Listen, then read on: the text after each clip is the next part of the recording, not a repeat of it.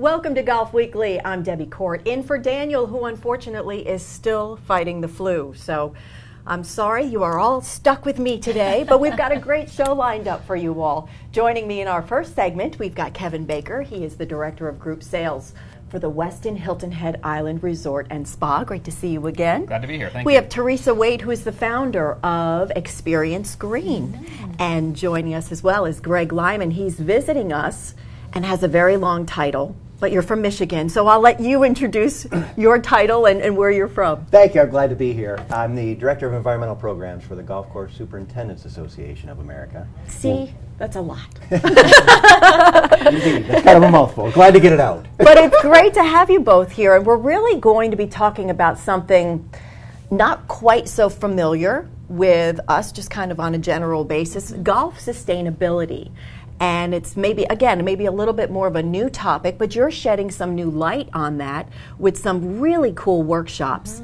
And it happened yesterday and today. So let's talk a little bit about what you all are doing. Sure. Well, I would first of all like to introduce Experience Green. Is a new nonprofit organization on Hilton Head Island promoting sustainable practices in business and in living. And when we talk about sustainability, obviously the green part is an environmental element that a lot of people get, but sustainability is the broader perspective of the economic consideration as well as the social consideration, and that trifecta of those three pieces working together for sustainability. Sustainability of a community, sustainability of an industry, a sport, a term that really, if you think about it, it's not too foreign, but how do we apply it? And that's what the purpose of Experience Green is, to educate folks, to get them engaged and understand how they, in their daily decisions, can impact sustainability and success for a community, a business, and their individual quality of life. So how does that work in terms of a golf course? Sure, I'd let Greg.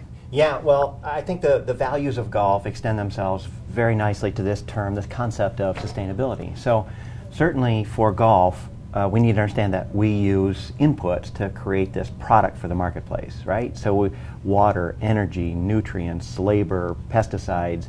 So what we, with a sustainable business philosophy, what we're identifying then is, how do we take the long view?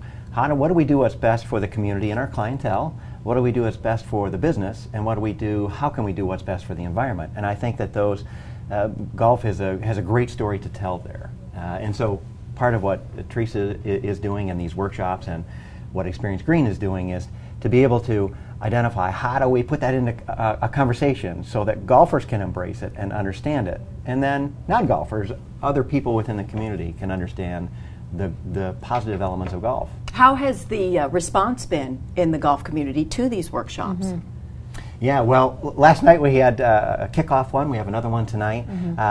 We have community members. Last night we had some students. We had other golf industry professionals that are there. So I think it's a very good mix to have this conversation. What does golf do? What are the values it provides for the community? How does it operate as a business? How does it take the long view? You know, Hilton Head is a terrific platform because golf is so meaningful here, it's so concentrated in this part of the world. But golf in many communities around the country, we have roughly 16,000 golf courses. Many of those have been there for a long period of time. And so it's not unlikely to have 30, 40, 50, 75, sometimes even 100-year-old businesses as a golf course.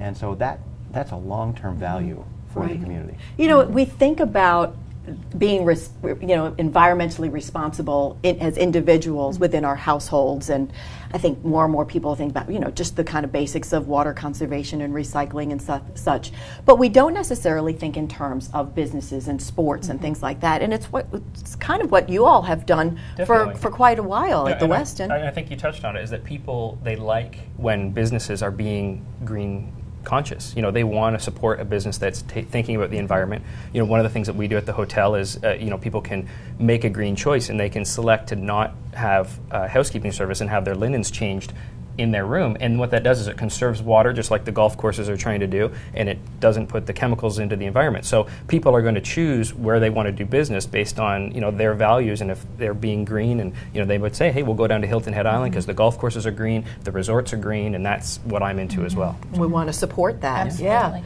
You know, I'd also like to mention that Experience Green, as we've been a new organization that's launching, we also serve as a connector and a catalyst for projects, but in establishing a network, and very pleased that the Chamber of Commerce, the Sea Pines Resort, and RBC, our heritage sponsor, has been very supportive of these workshops because they understand the value of golf for our community, and partners like the WESTIN, WHHI, everything with sustainability is certainly a collaborative effort.